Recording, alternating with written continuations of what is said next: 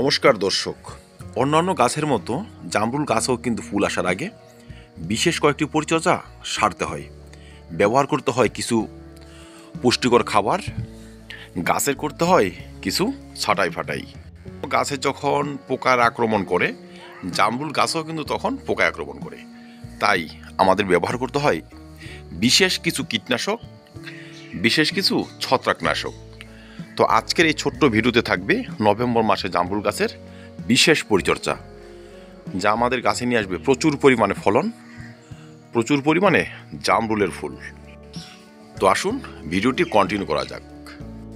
দর্শক, সময়টি তো নভেম্বর মাস, আর এখন কিন্তু আমাদের এই সমস্ত গাছের পরিচর্যা সারতে হবে, কারণ সামনে ডিসেম্বর মাস চলে আসবে। তখন কিন্তু অনেক কিছু করা যাবে না, অনেক কিছু ব্যবহার করা যাবে না।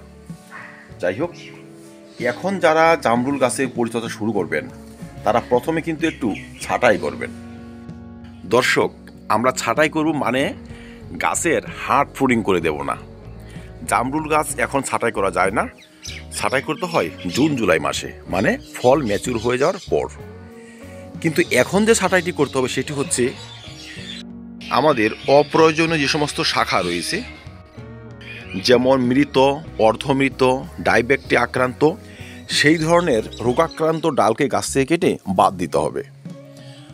অনেক সময় দেখা যায় কি কিছু ডাল নষ্ট হয়ে যাচ্ছে, সে সমস্ত ডালকে আমরা ফুল আসার আগে বাদ দিব। কিন্তু সুস্থ সবল ডাল এখন কাটবো না, মানে গাছের প্রুনিং করব না। আর 2 নম্বরে হচ্ছে গাছের একদম নিচ থেকে যদি শাখা প্রশাখা গজায়, সেগুলো আমাদেরকে কেটে বাদ দিতে হবে, কারণ সে সমস্ত শাখা প্রশাখা ফুল নিয়ে আসে না, মূল গাছে ফুল এবং ফল আনতে বাধা সৃষ্টি করে। যেমন আমার গাছটি দেখতেই পাচ্ছেন, 20 ইঞ্চি টয় বসানো, 1-1.5 ফিটের মধ্যে কোনো ডাল নেই। এখানে ডাল ছিল, আমি কেটে দিয়েছি, কারণ এই সমস্ত ডালে ফল আসবে না। এই সমস্ত ডাল রেখে দিলে এরা আবার শক্তিশালী হবে না। জামরুল গাছ মোটা এবং সুস্থ ডালে ফুল নিয়ে আসে, তাই এই সমস্ত ডালের সুস্থতার জন্য অপ্রয়োজনীয় নিচের ডাল এবং মৃত, অর্ধমৃত, শুকিয়ে যাওয়া ডালকে এখনই বাদ দিতে হবে। 2 নম্বরে হচ্ছে এখন গাছে ব্যবহার করতে হবে বিশেষ কিছু খাবার, যেই খাবার পরবর্তীতে গাছে অধিক পরিমাণে ফুল নিয়ে আসবে এবং অধিক পরিমাণে শক্তির সঞ্চার করে দেবে। দর্শক, যে কোনো গাছের মতো জামরুল গাছেও কিন্তু ফুল আসে ফেব্রুয়ারির লাস্ট এবং মার্চ মাসে। মানে আমাদের ছাদ বাগানে যে সমস্ত গাছগুলো রয়েছে, লেবু, আম, পেয়ারা, এই সমস্ত গাছে কিন্তু ফেব্রুয়ারি মাস থেকে ফুল নিয়ে আসে, জামরুল গাছ 1 মাস পরে নিয়ে আসে। যাই হোক, ফুল আসার সময়টাকে টার্গেট করে আমাদের কিন্তু আগে ভালো পরিমাণে খাবার দিতে হবে, যেন ফুল আসার সময় কোনো ধরনের ব্যাঘাত সৃষ্টি না হয়। এখন যদি আপনারা জামরুল গাছে খাবার ব্যবহার করেন, সেই খাবারে থাকবে ভালো মানের পটাশিয়াম। আমরা যেই খাবারই ব্যবহার করি না কেন, সেখানে কিন্তু পটাশিয়াম থাকতেই হবে। তাহলে ধরুন, এই আমার গাছটি, এটি 20 ইঞ্চি টয়ে বসানো, গাছের হাইট প্রায় 5.5 ফিট। এই ধরনের গাছের জন্য কিন্তু আমরা 3 থেকে 4 মুঠি খাদ্য ব্যবহার করতে পারি।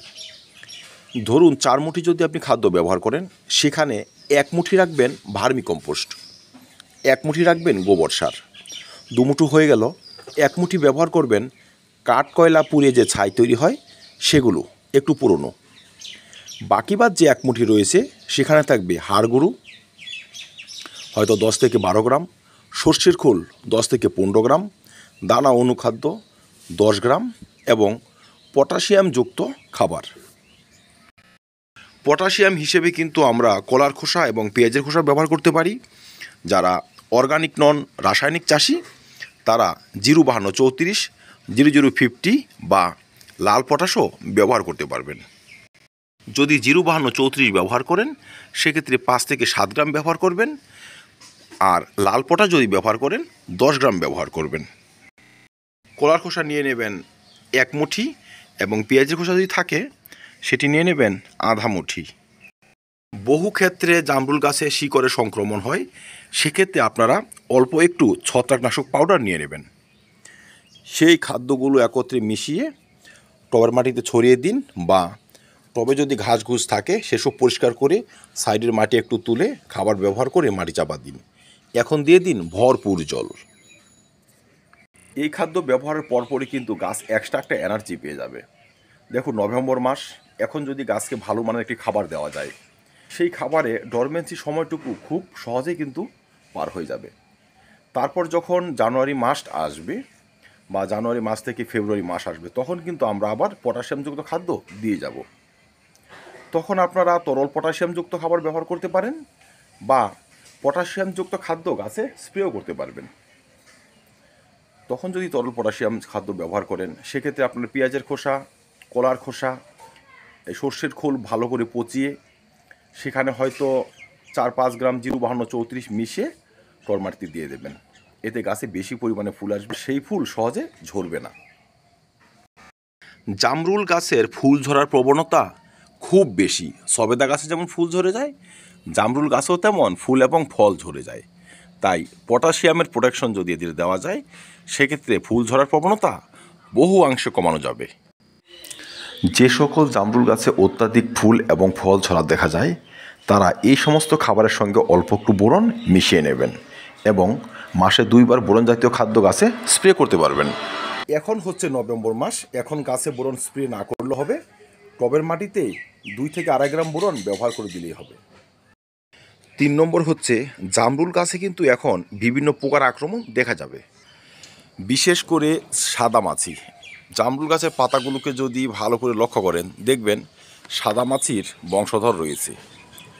এরা গাছের এতটাই ক্ষতি করে যে আপনার পরবর্তীতে কিন্তু এই সমস্ত গাছে ফুল আসতে ব্যাঘাত সৃষ্টি হয় এবং ফুল এলে সেই সমস্ত ফুলও ঝরে যায়। তাই আমরা এমন একটি কীটনাশক এই সময় থেকে গাছে স্প্রে করতে পারি যারা এই সমস্ত পোকা দমনে সাহায্য করবে। তারপর রয়েছে ছত্রাকের আক্রমণ। এখন যদি আমরা গাছের পাতাগুলোকে লক্ষ্য করি, দেখব কালচে ছিট পড়ে রয়েছে পাতার উপরে। এরা হচ্ছে ছত্রাক। দর্শক, তবে আমরা এইভাবে স্প্রেটি সারতে পারি। একটি ভালো মানের কীটনাশক যেমন প্রফিনাফস সাইপারমেট্রিন গ্রুপের কীটনাশক বা ইমিডাক্লোপিড গ্রুপের কীটনাশক, সেই সঙ্গে একটি ছত্রাকনাশক যেমন সাফ, মেনসার বা অ্যান্ট্রাকোল, এই ধরনের ছত্রাকনাশক একত্রে গুলে কীটনাশকের সঙ্গে গাছে কিন্তু আমরা স্প্রে করতে পারি। পোকা এবং ছত্রাকের আক্রমণ যদি বেশি হয়, আপনি 1 সপ্তাহে ব্যবধানে 2 থেকে 3 বার স্প্রে করে দিন, গাছ ধীরে ধীরে সুস্থ হতে শুরু করবে আর পাতার কালার এমন চকচকে হবে। আর যদি আপনারা কড়া ডোজের ছত্রাকনাশক ব্যবহার করেন, যেমন কপারযুক্ত ছত্রাকনাশক বা এমিস্টার টপ, সেক্ষেত্রে কীটনাশক ছত্রাকনাশক আলাদাভাবে স্প্রে করবেন। আমরা স্প্রেটি এমনভাবে সারতে পারি, আপনি 2 গ্রাম ছত্রাকনাশক যেমন সাফ নিলেন, সেই সঙ্গে 2 ml প্রফিনাফস সাইপারমেট্রিন গ্রুপের কীটনাশক বা এই প্রোফেক্স সুপার নিলেন, একত্রে গুলে বিকেল বেলা দিয়ে গাছে স্প্রে করে দিন। 1 সপ্তাহের ব্যবধানে 2 বার স্প্রে করুন বা 10 দিনের ব্যবধানে 3 বার স্প্রে করুন। আপনার গাছের সব ধরনের পোকা কিন্তু নষ্ট হয়ে যাবে।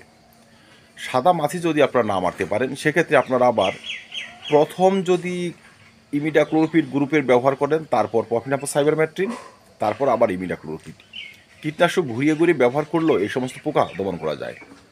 কিন্তু দর্শক, ফুল আসার আগে এই সমস্ত পোকা কিন্তু গাছ থেকে বিদায় করতে হবে, তবে ভালো পরিমাণে ফুল আসবে এবং সেই ফুল থেকে ফলে পরিণত হবে। 4 নম্বর হচ্ছে ওয়াটার ট্রিটমেন্ট। গাছের ওয়াটার ট্রিটমেন্ট কিন্তু ফুল নিয়ে আসার জন্য খুবই গুরুত্বপূর্ণ। যে সকল গাছে শীতের শেষে ফুল আসবে, সেই সমস্ত গাছের শীতের আগে কিন্তু ওয়াটার ট্রিটমেন্ট দেওয়া হয়। বিশেষ করে লেবু গাছে, জামরুল গাছে, আম গাছে আমাদের কিন্তু জলের ব্যবহার সীমিত করতে হয়। এই জন্য করতে হয়, দেখুন, অত্যাধিক জলের ব্যবহার কিন্তু সবসময় গাছকে সুস্থ রাখে না, গাছকে ফুল নিয়ে আসতে বাধা সৃষ্টি করে এবং অধিক পরিমাণে শাখা পোশাখা গজাতে কিন্তু সাহায্য করে থাকে। কিন্তু এই সময়টাই হচ্ছে নভেম্বর মাস, এখন কিন্তু আমরা পর্যাপ্ত পরিমাণে জলের ব্যবহার করতে পারবো। কিন্তু যেই না ডিসেম্বর মাস পড়ে যাবে, জলের ব্যবহার একদম কমিয়ে দেব। ডিসেম্বর, জানুয়ারি এবং ফেব্রুয়ারি, এই 3 মাস সীমিত পরিমাণে জল ব্যবহার করব, যেন তখন গাছ শাখা পোশাখা গজানোর দিকে মন না দেয়, গাছ ফুল নিয়ে আসার জন্য মনোনিবেশ করে। এখন যেহেতু গাছে কঠিন খাবার ব্যবহার করেছি বা করব, এখন কিন্তু পরিমাণ মতো জল দিয়ে যাব। জলের অভাবে যদি মাটি শুকিয়ে কাঠ হয়ে যায়, গাছের পুষ্টিতে ব্যাঘাত সৃষ্টি হয়, পরবর্তীতে কিন্তু সে সমস্ত গাছ রোগাক্রান্ত হয়ে পড়ে, ফুল ফল নিয়ে আসতে সমস্যার সৃষ্টি হয়। কিন্তু যখনই জানুয়ারি মাস পড়ে যাবে, তখন যদি আমরা জল একটু কম পরিমাণে দিই, গাছের এই পরিণত পাতাগুলো ঝরতে শুরু করবে। জলের অভাবে পরিণত পাতা যখন ঝরতে শুরু করবে তখনই বুঝতে পারবেন যে গাছ কিন্তু পরবর্তীতে ফুল নিয়ে আসবে। কারণ ফেব্রুয়ারি মাস যখন পড়বে তখন কিন্তু স্বাভাবিকভাবে কিছু কিছু নতুন পাতা গজাতে শুরু করবে, আর সেই সঙ্গে এই সমস্ত ডাল ভেদ করে ফুল নিয়ে আসবে, মানে ফেব্রুয়ারি লাস্ট এবং মার্চ মাসে। তাই অন্যান্য গাছের মতো জামরুল গাছেরও কিন্তু পাতা ঝরার প্রয়োজন পড়ে। 5 নম্বর হচ্ছে গাছ এখন থেকে ডাইরেক্ট সানলাইটে রাখতে হবে। এখন যদি আমরা গাছ শেডের নিচে রেখে দিই সেক্ষেত্রে গাছের পাতা চকচকে থাকবে, কিন্তু সেই সমস্ত গাছে কম পরিমাণে ফুল আসবে। তাই আমরা ডাইরেক্ট সানলাইটে রাখবো গাছগুলো। এখন সানলাইটের প্রোটেকশনে গাছগুলো থাকবে সুস্থ এবং সতেজ। পরবর্তীতে এই সমস্ত পাতাগুলো পরিণত হবে, এরা ঝরবে, তারপর গাছে ফুল আসবে। এখন যদি গাছ শেডের নিচে রেখে দিই সেক্ষেত্রে এই সমস্ত পাতা ঝরবে না, আমাদের গাছে ফুলও আসবে না। যাদের গাছ খুবই রোগাক্রান্ত, অসুস্থ, কম পরিমাণে শাখা পোশাখা নিয়ে বাড়ছে, তারা এই নভেম্বর মাসে কঠিন খাবারের সঙ্গে অল্প একটু তরল খাবার ব্যবহার করে দিতে পারবেন। কিচেন থেকে বেরোনো লিকুইড কম্পোস্ট এই মাসের মধ্যে 2 বার ব্যবহার করে দিলে গাছ সুস্থ এবং সতেজ থাকবে। তো দর্শক, ভিডিওটি শেষ করার আগে একটি কথা না বললে নয়। অনেকে আমরা জানতে চাই জামরুল গাছ কখন রিপোর্টিং করব। দেখুন, সময়টি কিন্তু নভেম্বর মাস, মানে শীত প্রায় আগত। এই সময় কিন্তু গাছ রিপোর্টিং আর না করলেই পারবেন। এখন রিপোর্টিং করলে গাছ একটা কিন্তু স্ট্রেসের মধ্যে চলে যাবে।